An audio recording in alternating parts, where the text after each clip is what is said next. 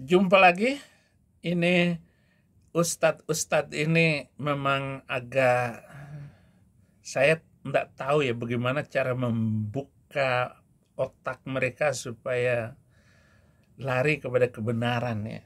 Ini Adi Hidayat, saudara. Ketika ada tawaran dari Allah, maka cepat ambil. Nabi Zakaria dapat isyarat dari Maryam seketika diambil. Ketika Allah meminta kita cepat mendapatkan itu, ada banyak orang yang menjauhi. Katanya ingin kaya, dikasih jalan kaya, nggak diambil. Katanya ingin bebas dari masalah, diberikan solusi, nggak dikerjakan. Demi Allah saya katakan, kalau ini rumus diikuti oleh kita, itu dimudahkan oleh Allah. Dunianya sukses, akhiratnya dapat. Apa jadinya? Lihat ayat 37-nya. Fataqabbalaha rabbuha biqabulin hasanin wa anbataha nabatan hasana wa kaffalaha Zakaria. Kullama dakhala 'alayha Zakaria al-mihrab wajada 'indaha rizqa. Ketika orang tua berikhtiar dengan benar, dia siapkan anaknya untuk benar-benar fokus menaati semua ketentuan Allah, didekati Allah, diberikan nama yang baik, diambil guru yang baik dan soleh untuk mengajarkannya, pintar dan soleh, ditempatkan di lingkungan yang mendekatkan dia dengan Allah. Kalau konteks kita sekarang, carikan pesantren yang bagus, sekolah yang mendekatkan dengan Allah, cari guru-guru yang soleh, bukan sekedar pintar. Yang pintar banyak sekarang, yang baik itu yang kurang. Yang cerdas banyak, yang soleh yang dibutuhkan sekarang. Kata Quran, cari yang soleh dan pintar. Cari tempat belajar yang bagus, cari lingkungan yang bagus. Kalau itu sudah didapatkan, fataqabbalaha rabbuha, aku terima kata Allah.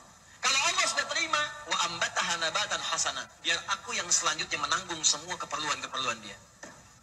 Allah yang selesaikan semua. Karena itu setiap Nabi Zakaria datang memberikan kebutuhan Maryam, itu Imran, Bapak Ibu sekalian, meminta bantuan kepada saudaranya. Ya, Zakaria itu masih kolega. Nabi Zakaria Nabi. Setiap dibawakan kebutuhannya untuk diajarkan Maryam itu, kullama dakhala 'alaiha Zakaria al-mihrab wajada 'indaha rizqa. Sudah ada semua kebutuhannya di situ. Kalimatnya umum, rizqa. Pakaian ada, makanan ada, buah-buahan ada, segala ada. Kullama, setiap kali masuk, bukan sekali dua kali masuk. Nabi Zakaria nanya, ngetes kepada Maryam. Ya Maryamu, anna laki hadha. Maryam, dari mana semua ini? Kan paman yang antarkan, kan paman yang siapkan, karena papa mintakan. Tapi setiap saya masuk sudah ada, dari mana semua ini? Ketika hidayah Allah datang, dan dididik, dilatih dari sejak kecil untuk mendekat kepada Allah, maka semua yang keluar di lisannya Allah, Allah, Allah, Allah. Qalat huwa min indillah. Min indillah, dari Allah. Masalah utama sekarang ini, apa yang dikatakan Allah Subhanahu wa Ta'ala itu, dengar baik-baik somat ya, dengar baik-baik ya Hidayah ya, dengar baik-baik seluruh ustadz dan siapapun Anda.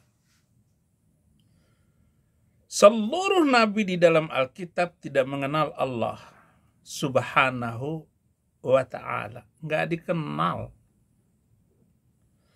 Jangan kait-kait dengan cerita Al-Quran dengan cerita Alkitab. Nggak nyambung. Karena Abraham itu tidak mengenal nama pencipta langit dan bumi, itu namanya Allah. Adam juga tidak mengenal nama Allah itu, kecuali Quran yang cerita. Artinya Allah Subhanahu wa Ta'ala itu yang menciptakan adalah mulut Nabi Arab. Dengar baik-baik semuanya. Dan jangan pura-pura tuli. Siapapun, pendebat manapun. Ibrahim tidak pernah mengenal nama Allah. Musa tidak mengenal nama Allah. Daud, Sulaiman, ataupun Zakaria. Seperti yang kamu ceritakan itu, Hidayat. Perbaiki lagi bacaanmu. Cari secara filologi, kalau ada. Ibrahim mengatakan bahwa Tuhan pencipta langit dan bumi itu Allah Subhanahu wa Ta'ala. Datangkan saksi, datangkan buku-buku, ataupun cerita-cerita, ataupun orang yang sejaman dengan Muhammad, orang yang benci Muhammad, ataupun bukan sahabatnya, tetapi ada orang yang akan menceritakan yang sezaman dengan Muhammad, tidak akan pernah ketemu sampai hari kiamat. Kalau Soekarno kan ketahuan, Ditulis oleh orang seluruh dunia. Musuh-musuh Soekarno cerita semua tentang itu. Luar negeri menceritakan tentang Soekarno, bahwa dia adalah proklamator, dia adalah pencetus Pancasila. Dan jauh sebelum 17 Agustus sudah dicetuskan Pancasila itu. Bahkan ketika dia dibuang di ND, dia sudah menulis rancangan Pancasila itu di bawah pohon sukun. Ketika saya pergi ke ND, saya melihat dan masuk ke rumah pembuangan penjara Soekarno di ND. Banyak yang menulis Soekarno. Tapi yang saya minta bahwa apa yang dikatakan oleh Muhammad itu, orang yang sezaman mengatakan bahwa pencipta langit dan bumi itu adalah Allah Subhanahu wa Ta'ala. Enggak ketemu. Enggak pernah akan ketemu. Apapun yang Anda katakan. Enggak ada. Bahkan Allah itu begitu ininya, saudara. Begitu mengerikan, yaitu Allah itu. Enggak ada. Siapa itu Allah itu? Allah yang mana? Allah yang tidak dikenal. Siapa Allah Subhanahu wa Ta'ala itu?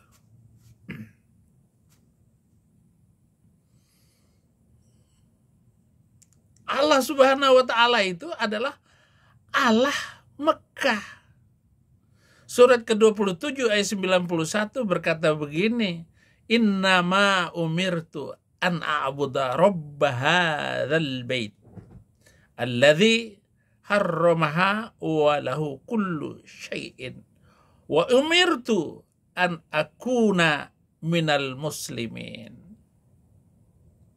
Aku Muhammad hanya diperintahkan menyembah Tuhan negeri Mekah yang dia telah menjadikan suci padanya dan segala sesuatu adalah miliknya, dan aku diperintahkan agar aku termasuk orang muslim.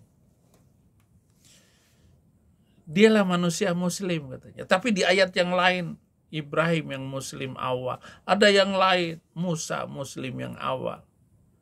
Mana yang benar itu ayat-ayat. Jadi hidayat, jangan pura-pura on. Jawab pernyataan-pernyataan eksekutif yang saya sampaikan ini. Menggetarkan ulama manapun. Ini yang saya ungkapkan bulan-bulan ini, bahwa Allah itu adalah buatan Muhammad. Tidak ada nabi-nabi yang ngarang. Jangan pakai Quran. Quran mengomongnya begitu. Ya. Maryam menjawab, semua dari Allah. Kalau anak kecil dari kecil itu didekatkan kalimat Allah, tasbih, tahmid, istighfar yang baik-baik, itu keluar Allah. Keluarnya kalimat thayyibah. Kepleset astagfirullah, otomatis tuh. Ya. Mau makan langsung doa, naik kendaraan langsung doa. Dari kecil diperkenalkan seperti itu, Pak. Ada setahun lalu kurang lebih itu ada anak kecil tuh yang mau disuntik di rumah sakit tuh.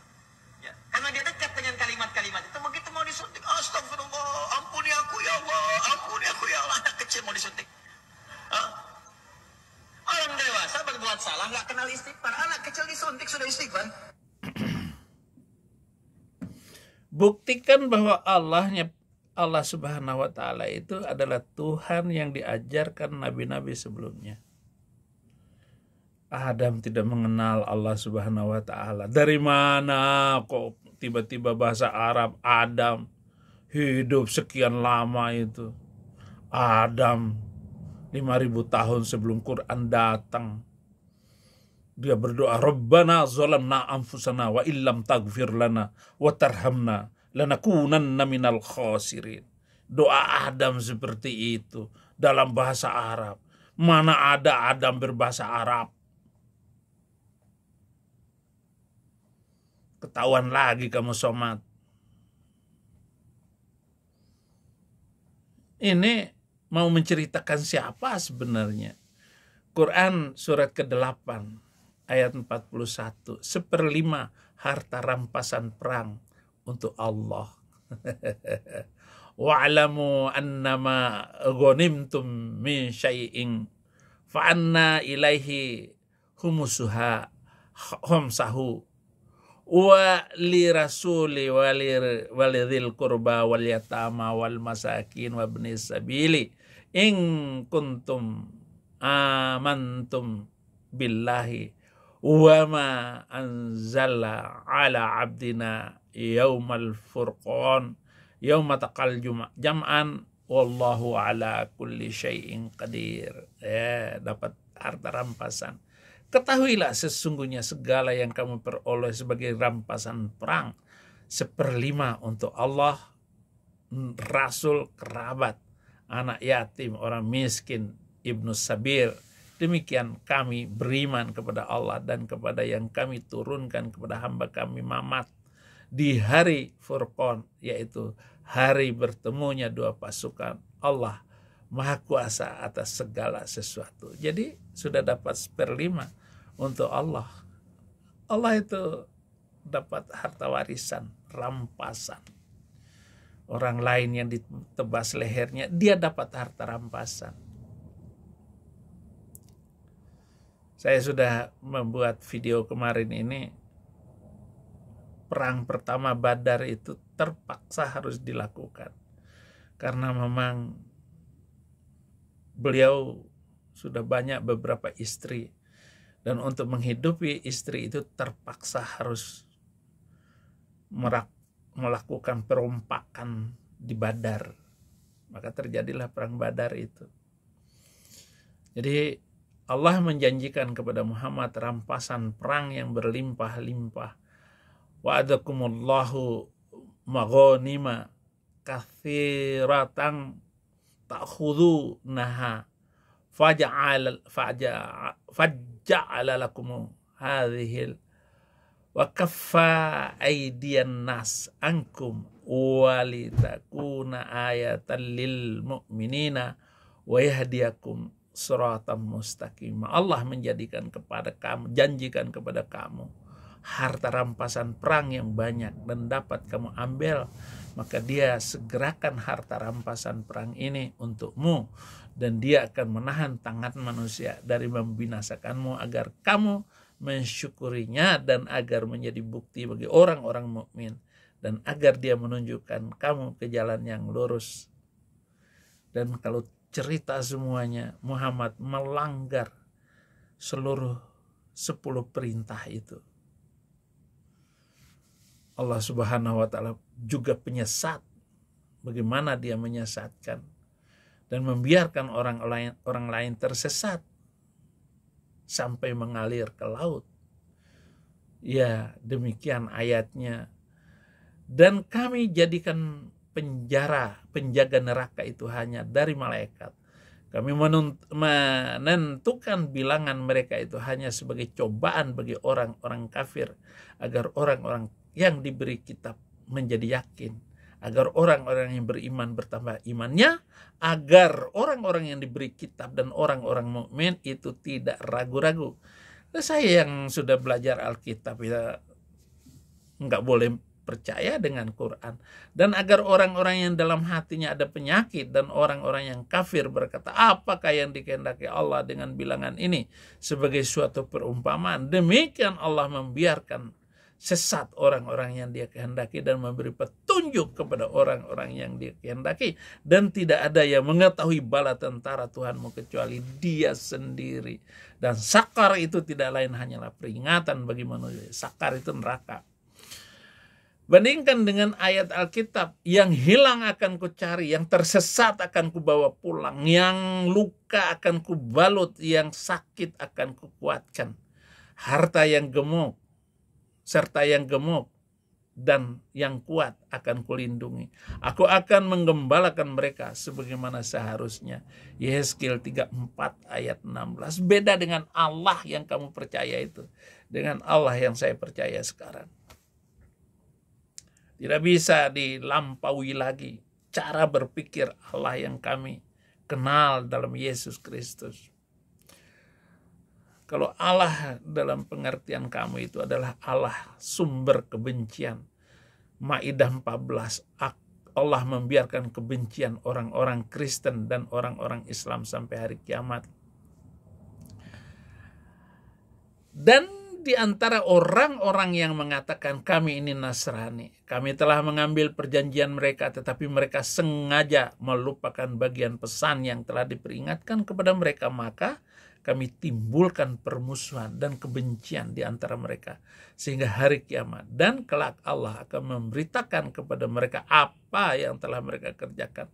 Bandingkan dengan ajaran Allah di dalam Alkitab. Janganlah engkau menuntut balas dan janganlah menaruh dendam terhadap orang-orang sebangsamu, melainkan kasihilah sesamamu manusia seperti dirimu sendiri. Akulah Tuhan. Imamat 19 ayat 18. Betapa banyaknya ini somat hidayat. Ustadz mau kiai-kiai semuanya. Saya heran kenapa kamu begitu berkampanye kayak masa pemilu saja. Allah ahli tipu daya. Surah ketiga ayat 54. Wa makaru wa makarallah wallahu khairul makirin. Dan mereka orang-orang kafir membuat tipu daya, maka Allah pun membalas tipu daya mereka, dan Allah sebaik-baiknya penipu. Allah khairul makirin, penipu. Allah itu sebaik-baiknya penipu. Tak apa maksudnya cara berpikir modal seperti ini, saudara-saudara. Di surat keempat ayat 142, sengaja menipu. Sesungguhnya orang-orang munafik itu hendak menipu Allah, tetapi Allah lah yang menipu mereka. Apabila mereka berdiri untuk sholat, mereka lakukan dengan malas. Mereka bermaksud ria, ingin dipuji di hadapan manusia, dan mereka tidak mengingat Allah kecuali sedikit sekali. Alkitab berkata, beda lagi nih konsep Alkitab itu luar biasa. Nggak begitu saudara-saudara. Dan apa yang diajarkan ke dalam orang Kristen itu jauh langit dan bumi dengan Quran. Pencuri, orang kikir, pemabuk, pemfitnah, penipu tidak akan mendapat bagian dalam kerajaan Allah. Jadi nggak akan masuk di dalam kebenaran.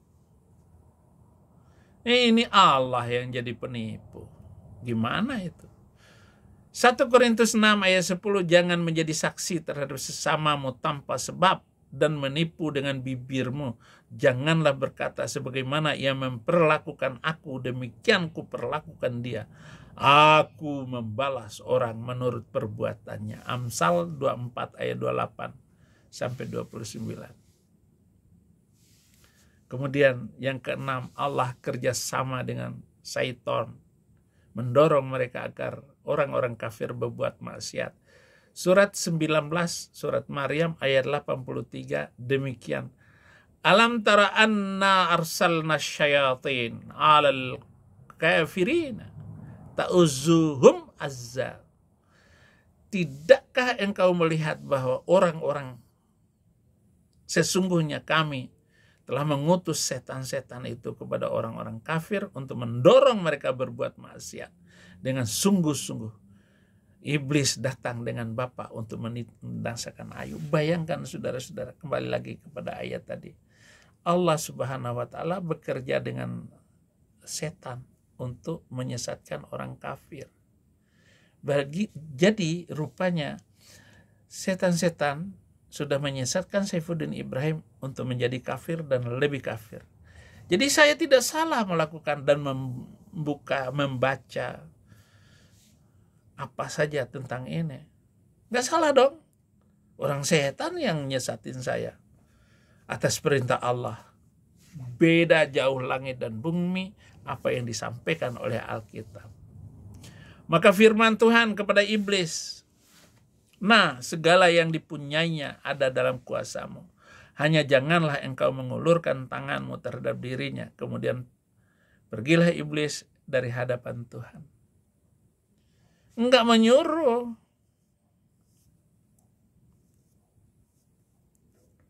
Setan yang minta untuk dijadikan alat untuk menipu orang. Inilah bedanya Tuhan Yesus Kristus dengan Allah yang kalian sembah itu. Silakan Anda berpikir baik-baik. Saya hanya berharap dalam 2 tahun ini Islam bobrok, ambruk, hancur semuanya. Sudah cukup 500 tahun. Entah kejahatan apa yang dibawa oleh agama itu. Terima kasih saudara-saudara. Like dan subscribe channel ini. Dan bagikan video-video ini. Tuhan Yesus memberkati.